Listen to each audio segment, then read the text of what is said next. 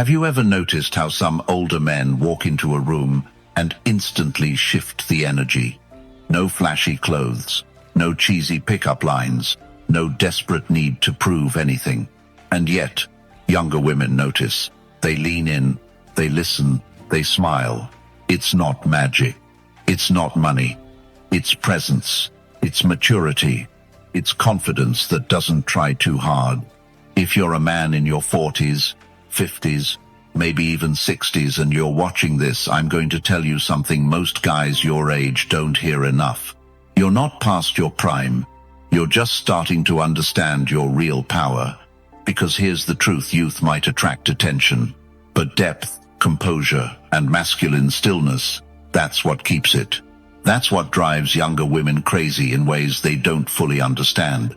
In this video, we're breaking down 7 powerful flirting tactics older men use not to impress, not to convince, but to draw younger women in naturally, with no chasing, no pretending, no games.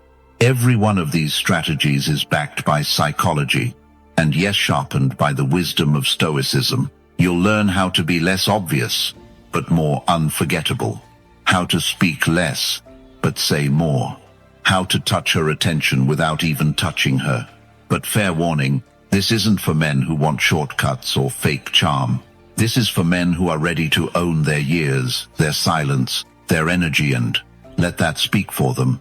So if you're ready to play a different game, the kind only men with real presence can win, you're in the right place. Make sure you subscribe right now, because what you're about to learn doesn't just change how women see you. It changes how you see yourself.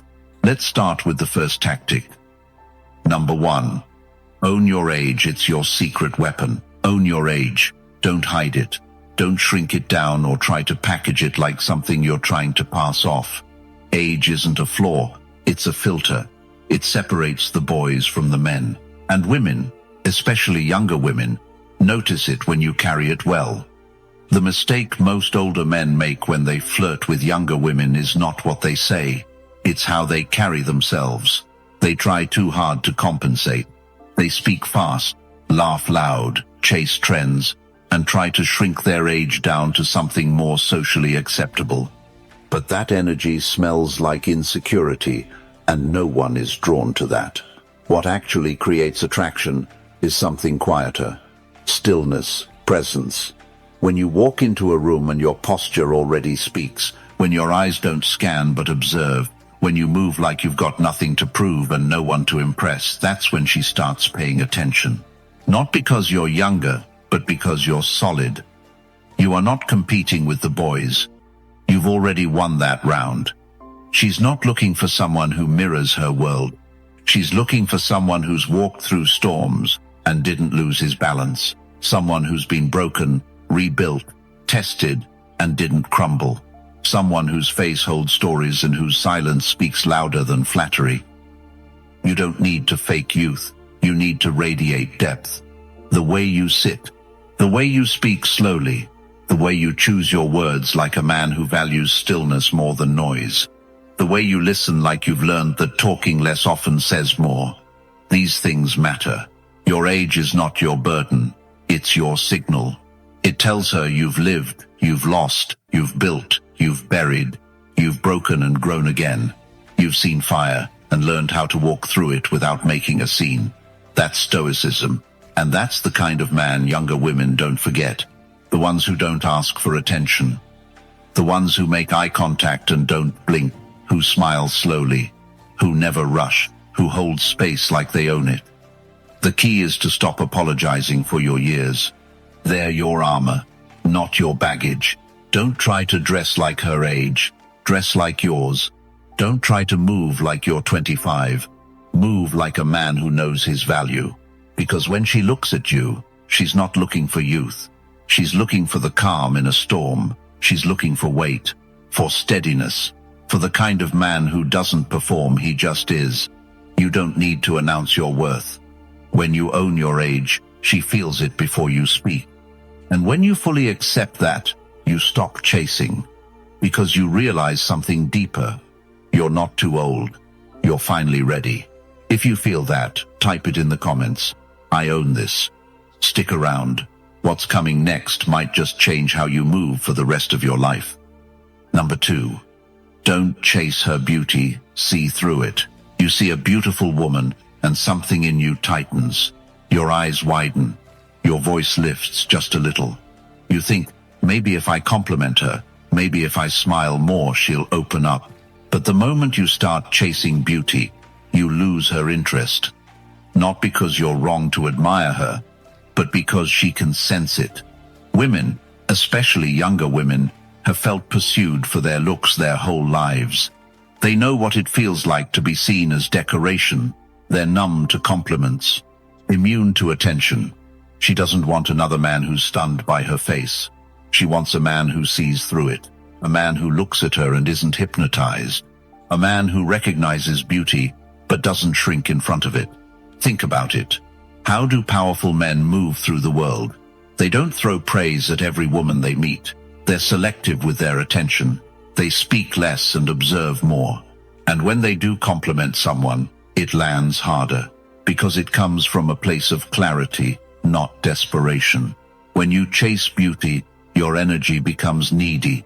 You become predictable, replaceable, just another man hoping she picks him. But when you see through it, when you look at her and don't flinch, something shifts. You stop treating her beauty like a prize and start treating her like a person. That's rare. That's attractive. And that's the difference between boys and men. Younger women crave being understood, not flattered. They want someone who listens to the subtext, who pays attention to the way they talk about their day, their passions, their fears. And when you focus on her mind, not her makeup, it disarms her. Suddenly, you're not like the others. You're not trying to impress. You're trying to connect. That's what pulls her in. She starts to lean forward, not because you chased her, but because you didn't. You held your ground. You made her feel like more than a mirror. There's a Stoic principle that fits here perfectly. Focus on what's within your control. You can't control her face, her body, her reaction, but you can control where you place your attention. You can choose to notice her calm under pressure, her curiosity, her wit. You can choose to admire something no one else does. That makes you unforgettable. Because now when you speak, it carries weight. She knows you're not chasing, you're noticing. That's power. So the next time you sit across from her and she looks stunning, don't get nervous, get sharper. Don't lower your standards to match her looks. Raise your standards for what beauty means to you. And when you compliment her, say something real, something that hits beneath the surface. Then go back to being still, being present. Let her wonder how you got so grounded. Let her feel that you're different, because while other men get lost in her appearance, you just became the one man who saw past it. If that shift makes sense to you, write this down in the comments. I see deeper. Stick around. The next insight isn't about saying more. It's about saying nothing and still having the upper hand. Number 3. Dominate the room without saying a word. You walk into a room. You don't say a word. No big entrance, no fake grin, no attention-seeking energy. Yet somehow, everyone notices you, especially her. Why? It's not about height, not about muscles. It's the energy. And energy is loud even when you're silent. Every man gives off a signal when he enters a space. Most men radiate noise, nervous laughter, twitchy body language, too much eye contact or none at all. They're trying to be noticed. And the harder they try, the more invisible they become. The man who truly dominates a room doesn't need attention. He owns the space by being anchored in himself, not distracted, not performing, just present. This presence is built on restraint, on calm. It's in how you walk deliberate, not rushed. How you sit shoulders relaxed, chin up. It's in the pauses before you speak, the patience in your eyes, the way you hold stillness like a throne, not a cage. When a woman sees that, she doesn't just see confidence, she sees command. And it stirs something deeper than attraction. It stirs curiosity. Who is this man? Why is he so composed? Why doesn't he need the room's approval? That's the beginning of dominance. Not control over others, but control over yourself. There's a reason Stoicism has always been tied to powerful men, because it trains you to manage your reactions, your attention, your posture. The Stoics believed in mastering what's within. That inner mastery, when practiced consistently, becomes visible, tangible.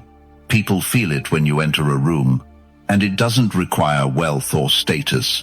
It requires practice. Practice holding silence. Practice being comfortable, not reacting. Practice letting others talk while you observe. Practice being the calm center in a chaotic space. Younger women in particular are hyper-tuned to this kind of energy. They live in a world full of overstimulationless noise, messages, games. So when a man walks in and carries zero chaos, he becomes magnetic, not because he demands attention, but because he doesn't chase it. You don't need to be the loudest voice. You just need to be the one who isn't rattled. That's what she remembers. Dominating a room is not about being alpha. It's about being grounded. It's not about being better than other men. It's about being better than your own impulses. You don't fight for space. You expand naturally into it, with presence, with weight, with clarity. Let her notice you without words. Let your posture speak. Let your silence stretch. Let your stillness unsettle what's weak and calm, what's real. You don't need to speak loudly to be heard. You just need to be deeply sure of yourself when you say nothing. And when the moment comes when you do finally say something, every head turns, because they already felt you coming. If that's the kind of presence you're building, drop this in the comments. I move quiet. And trust me, what's coming next will change the way you lead without saying a single word more. Number 4. Take the lead. Stop asking for permission. You're on a date. She looks at you and says, "I don't know, what do you want to do?" And you freeze. You think you're being polite. You think asking her opinion is respectful. But in that pause where you hesitate, where you give up, the wheel she starts to pull away. Not because you're rude, not because you said something wrong, but because you just gave up your power. Women, especially younger women, aren't looking for someone to follow them around asking for direction. They're looking for someone who knows where he's going and invites them to come along. Taking the lead isn't about dominance. It's about clarity. It's about presence. It's about knowing what you want, saying it simply, and moving forward without needing her approval first. Let's be clear. Taking the lead doesn't mean ignoring her. It means including her in a world you're already building. It means saying, "I made us a reservation here," instead of, "Do you want to eat here?" It means walking on the street side without needing to announce it. It means choosing the table by the window because the light is better, and owning that choice. The moment you stop asking for permission, your energy shifts. You stop looking for validation. You stop outsourcing your confidence. And that's when she feels the shift. Not just in what you say, but in how you say it. Fewer questions, more direction. Less doubt, more direction. There's a calm strength in the man who leads without forcing. He's not loud, he's not aggressive, but when plans fall apart, he adapts. When things get awkward, he holds the frame. When emotions get high, he stays grounded. That's Stoicism in motion. It's Marcus Aurelius in the flesh, composed, decisive, ready. Younger women pick up on this instantly. They notice when you hesitate, when you fish for cues, when you backpedal on decisions. But they also notice when you don't flinch, when you say, "We're going here," and walk with purpose. When you touch the small of her back as you guide her through the crowd, not because you're being controlling, but because you're creating direction and safety. Leadership is sexy. Quiet confidence is addictive. And the less you ask for permission to be that man, the more she wants to follow your lead. Now, let me pause here for something important. If this message is hitting something in you, if part of you is remembering the man you used to be, or the one you've always wanted to be, then don't just listen. Join the movement. Subscribe to this channel right now. And if you're ready to go deeper, to step fully into this version of yourself and connect with a community of men who are done asking for permission to lead their own lives, then become a Stoic member. We're building something powerful here, something solid, and I want you in it. Because the truth is, leadership isn't something you earn by waiting. It's something you claim by stepping forward. If this hits, and you're done hesitating, write this in the comments. I lead now. And don't go anywhere. What comes next will shift the way you create moments that she remembers long after the conversation ends. Number 5, create tension, not attention. There's something more powerful than compliments, louder than showing off, stronger than trying to be the center of attention. It's tension. You see, most men think attraction is about being noticed, loud laughs, bold moves, showing her you're the man. But all that energy is external. It's scattered. It fades fast. Because what grabs attention isn't what holds desire. Tension does something different. It pulls. It lingers. It builds pressure between two people without saying anything obvious. It's in the look that lasts a second too long, the pause before a response, the choice to not answer a question right away, the silence you let stretch between two sentences. That's what she remembers. That's what keeps her thinking about you hours after you're gone. Tension is space, controlled space. You're not chasing her with words or praise.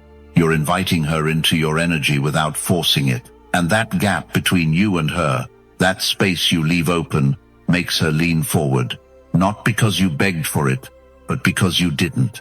This is where presence becomes more powerful than performance. You sit across from her, and instead of filling every silence, you wait. You let the air between you charge up. You let her notice the calm in your body, the steadiness in your breath. You're not rushing the moment. You're expanding it. This is rare for her. Most men are in a hurry. To make a move. To get a laugh. To say something clever. But when you slow down, when you withhold just enough, you create mystery. You leave room for her imagination.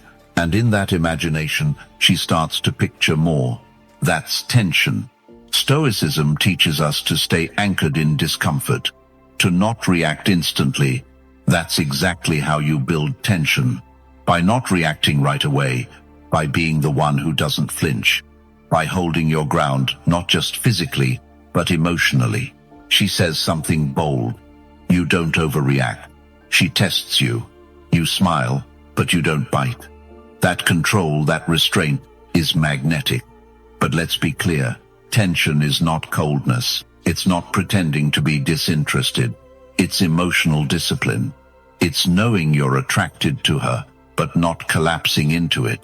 It's allowing the chemistry to build slowly, like fire smoldering before it explodes. That's what creates the pull energy women talk about. And here's the beautiful part: when you master this, you don't have to talk much. You don't have to impress. The room doesn't need to know your name, because the way you occupy space is doing all the work for you.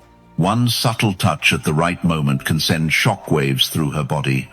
A glance from across the room that lingers for half a second longer than expected can say more than a paragraph ever could. These are the moments she rewinds in her head. These are the fragments that build tension, piece by piece. Remember, you're not here to entertain her. You're here to invite her into your world, slowly, intentionally. And the slower you build that tension, the stronger the connection becomes. This is the power of not rushing, of not overreaching, of letting her feel your presence instead of your performance. If you're done trying to be the loudest in the room and ready to master tension instead, say it in the comments. I build tension. And don't blink now. The next move will shift how she hears your stories and what they unlock in her. Number 6, talk less, tell stories, make her imagine. You don't need to talk more. You need to talk better. There's a strange instinct many men have on a date. They feel like silence is the enemy. So they keep filling space, more facts, more opinions, more talking. And while they're talking, she's drifting. Not because she doesn't like them, but because there's no space for her to feel anything. Now, imagine this. You're at a bar. She asks what you do. Most guys give a straight answer. I work in finance. End of sentence. You pause. You smile. And you say, let me tell you a story from my first year on the job. It involved 2 cops, a missing server, and me climbing a fence in a suit. She laughs. She leans in. She wants to know more. That's the difference between information and story. And stories win. Telling a story isn't about performance. It's about pulling her into a world. It's not about trying to impress her with facts. It's about letting her feel what it was like to be there. The smells, the tension, the decision you had to make, what went wrong, what surprised you. That's what activates her imagination. And imagination is where desire begins. See, when you flood her with words, her brain tunes out. But when you tell the right kind of story, short, honest, with emotional way, the brain starts doing the work for you. She pictures it. She feels it. She puts herself in the scene. And that mental investment, it's deeper than logic. It's emotional. Here's the secret. Talk just enough to plant the seed. Then let her imagination do the rest. This is why you don't need to explain everything. You don't need to overshare. Let your words breathe. Let there be space around them. Let her ask questions. Curiosity is more powerful than certainty. You're not trying to win with volume. You're trying to win with resonance. And when you do speak, speak like a man who's lived. Share lessons, not lectures. Share moments that shaped you. Times when you failed. Times when you risked something. Times when you saw the world differently afterward. Younger women are drawn to that emotional maturity. They're tired of small talk. Tired of hearing the same surface-level chatter. When you open up, not emotionally dumping, but being real, you give them a new experience. One that feels authentic. One that makes them want to know more. That's what pulls her in. Not just who you are, but how you tell it. And here's what most men forget. When you create space with your words, you create energy between you. She starts imagining not just your story, but a story with you. Her brain starts building bridges. And that's where things get interesting. Stoicism teaches us to choose our words carefully, to speak with intention. Every sentence you say should move things forward or deepen the stillness between you. Both are powerful. So the next time you're with her, resist the urge to say everything. Let her do some of the work. Let the tension of not knowing yet stir inside her. And when you do speak, make it count. A story well told can live in her mind for days. A glance between sentences can linger for hours. You don't need a speech. You need presence, a memory, and the courage to say just enough. If you understand that, and you're ready to speak less so she feels more, say this in the comments. I speak less. Stick with me, because what you're about to learn next is what makes her chase something she can't explain and that starts from within you. Number 7. Let her chase the calm inside you. There's a reason she texts you after the date, even when nothing happened. It wasn't the jokes, it wasn't your outfit. It was how she felt when she sat across from you. Calm, safe, seen. In a world that spins too fast, with constant noise and people chasing dopamine like a drug, a man who radiates calm is unforgettable, especially to a younger woman who's used to chaos, used to attention-hungry guys, emotional highs and lows, fast texts, fast energy, fast collapse. But you didn't chase. You didn't react. You didn't try to manage her impression of you. You stayed centered, grounded, unmoved. That calm, that's what she remembers. And here's the thing, she'll chase that calm if it's real, not forced, not fake zen, but the kind of inner quiet that comes from experience, from being through some hard seasons and not needing to explain them. from knowing your emotions without letting them run your day. That's Stoicism in action. See, most men walk into a room with their nervous system in full broadcast mode. Eyes darting, shoulders tight, voice slightly strained. They're trying to read the room and adjust. They're constantly reacting. You don't do that. You set the tone. You move slower. Speak less. You're not there to perform, you're there to observe, to listen, to choose your words. And she picks up on that immediately. You're not controlled by the environment. You're influencing it quietly just by how you carry yourself. You become the emotional anchor in the room, the one who doesn't shift with the mood, doesn't rise with the drama. And that kind of emotional steadiness is rare. It's something she hasn't felt, often not in guys her age, and maybe not even in relationships before. That's why she leans in. That's why she watches how you respond to tension. That's why she feels something around you she can't name. Let her chase that. Don't try to over-explain yourself. Don't tell her how calm you are. Just be it. When she tells a dramatic story, listen, but don't mirror the drama. When she gets quiet, stay relaxed. Don't rush to fill the silence. Let it exist.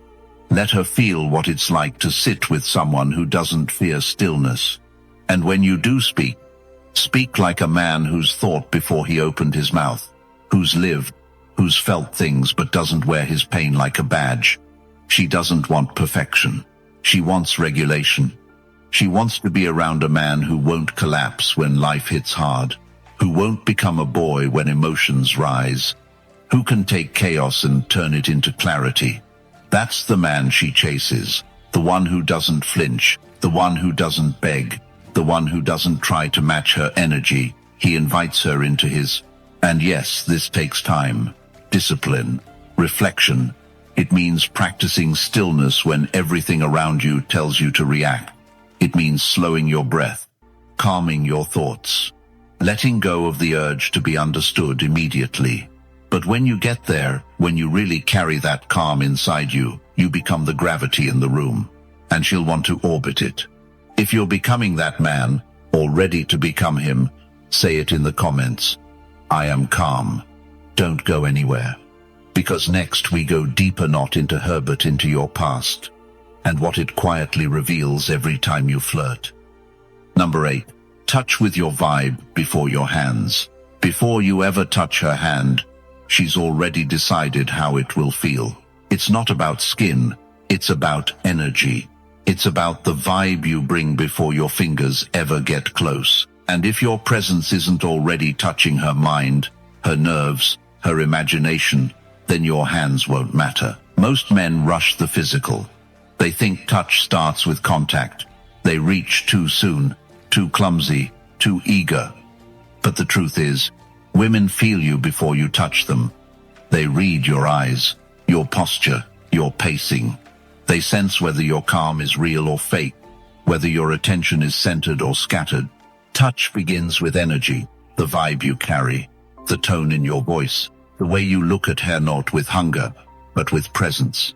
Let me ask you something. Have you ever been near someone who didn't touch you but made you feel like you'd been held? That's the power of emotional touch, and that's where real attraction starts. Not with grabbing her waist, but with how you hold her gaze, not with brushing her arm, but with how safe and curious she feels in your space. Younger women are hypersensitive to this. They've grown up surrounded by forced energy men who push too fast, too soon. So when they meet someone who knows how to wait, who knows how to build, who lets the moment stretch without pressure, it confuses them in a good way. It feels rare. It feels real. Stoicism teaches restraint, not repression. You're not shutting down your desire. You're channeling it. You're not pretending you're not attracted. You're choosing how that attraction shows up. And when you learn to carry heat without leaking it all over the place, she feels it deep in her body before you've touched anything. That's how you flip the dynamic. You stop trying to break the tension. You become the source of it. And when you do touch urgently, slowly, it doesn't feel like a test. It feels like the obvious next step in a dance you're both already moving through. Think of touch like music. You don't start with the loudest note. You let it build. You create rhythm, silence, contrast. You let her lean into it before it arrives. When you're tuned in, her body responds before you do anything. Her pupils shift, her shoulders soften. She leans just slightly forward. And you're not chasing that signal. You're receiving it. You're listening with your presence. That's what separates men who rush from men who resonate. It's not about being safe or being smooth. It's about being in control of yourself. You don't touch because you need to. You touch because the energy has already earned it. And if you don't feel that vibe yet, you wait, you build, you create more space. You look, you listen, you let her curiosity rise. She's not afraid of being touched. She's afraid of being touched by someone who doesn't know himself. So know yourself.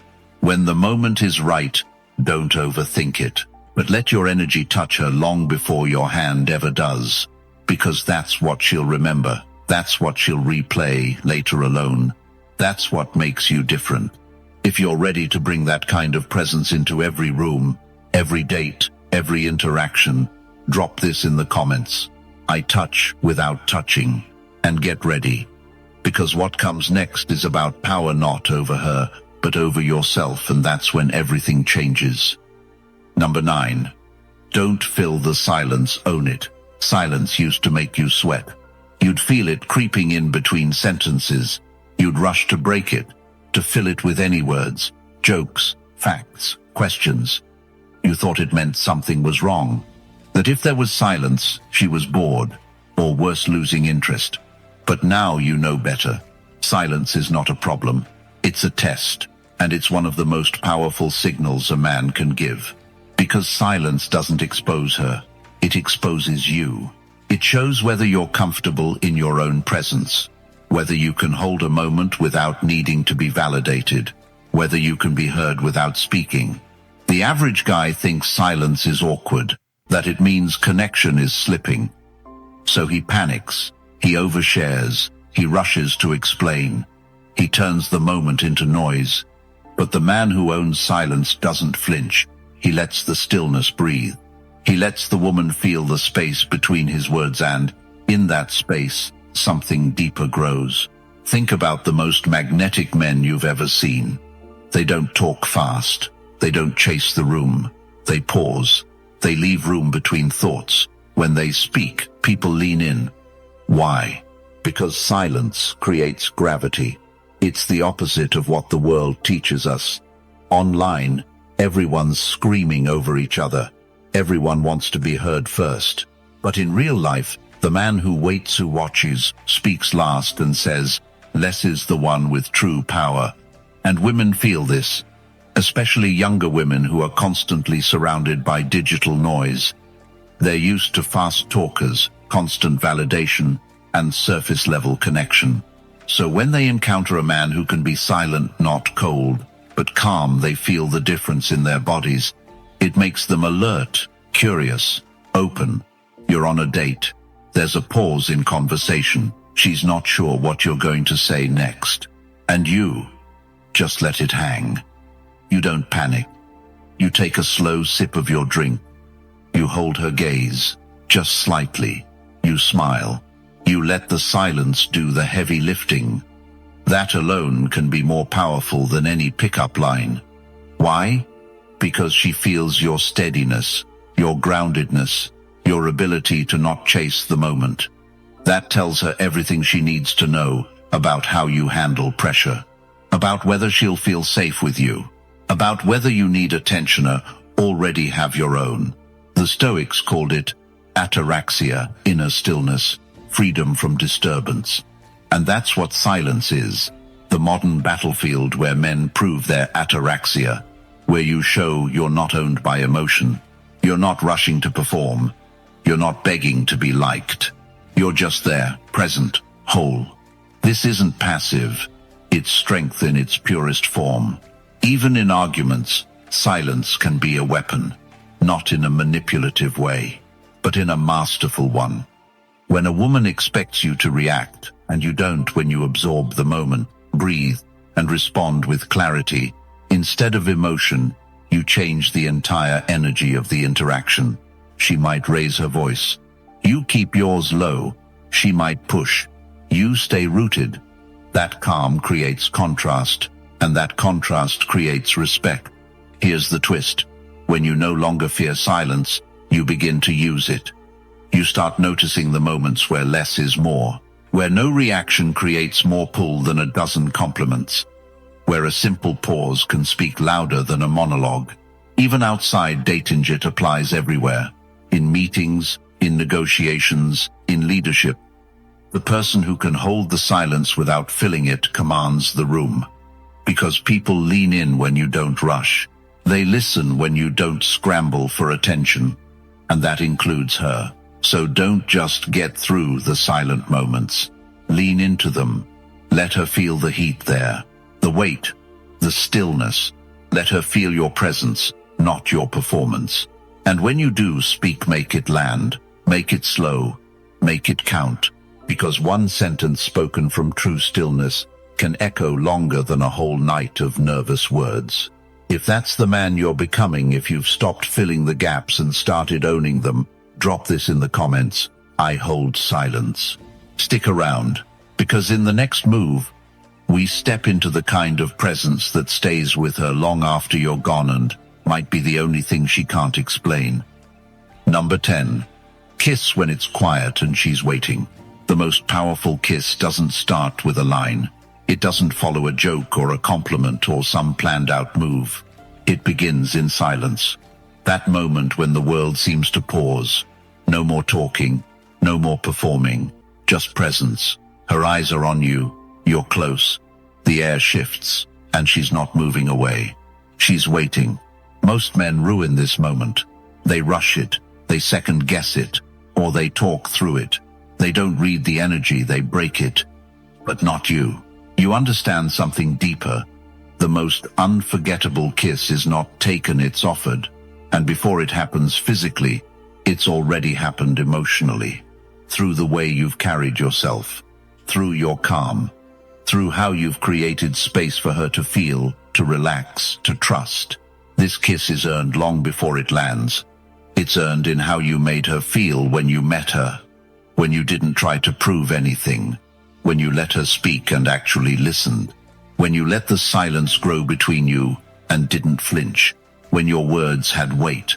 When your presence told her, I'm here, but I'm not chasing. You've built that. And now it's quiet. The world fades. There's a beat. She doesn't pull away. Her voice slows. She looks down, then back at you. Her breath changes. And if you've been tuned in, not overthinking, but feeling, you know, that's the moment. Not when you feel ready, but when she is. Not when you plan it, but when the stillness opens the door. This isn't about technique. This isn't some alpha male timing trick. This is emotional intelligence, somatic awareness. It's presence. You're not waiting for the right moment. You're creating it by the way you stay grounded, clear, and calm. By the way your energy fills the space without flooding it. And when you do move in slowly, deliberately, it's not a surprise. It's a release of everything that's been simmering beneath the surface, of the story you didn't have to tell, of the electricity you didn't have to name, because she's felt it too. She's been waiting too. And when you finally close that space, she doesn't resist. She melts. This kind of kiss has nothing to do with game. It's built on restraint, on reading cues, on being connected to yourself first, so that you can connect to her without forcing. It's about honoring her pacing, not trying to impress her, but letting her feel you. Not just your lips, your vibe, your strength, your steadiness, all of it wrapped in that one moment. And here's the Stoic truth. It's not the kiss that defines the moment. It's the presence behind it. Because you could kiss a dozen women and still not know what it means to truly be there. But when you wait, when you feel, when you hold back just long enough to know she wants it too, then lean in with full clarity and no apology, that's when it lands differently. She won't tell her friends about the guy who kissed her fast.